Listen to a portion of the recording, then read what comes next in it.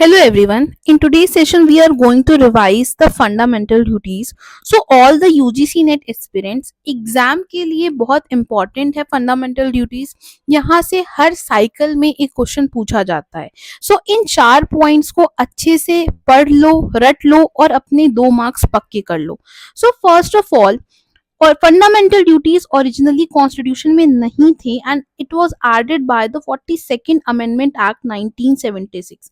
And 42nd amendment act से हमारा part 4A add हुआ, आर्टिकल 51A, और यहाँ से 10 duties were added in the constitution. So originally 10 duties were there and एक और अमेंडमेंट होता है that is your 86th amendment act that added the 11th duty that is your 51A clause K, added by the 86th Amendment Act 2002, and it is duty of all the parents, guardians to send their children in the age group of 6 to 14 years to the school.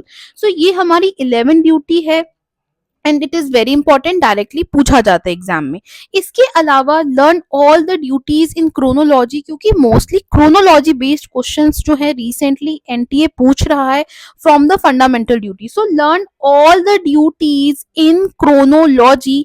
इसके अलावा ये 3 fact भी याद रखने हैं. First of all, it is based on the USSR model. Fundamental duties based on USSR model.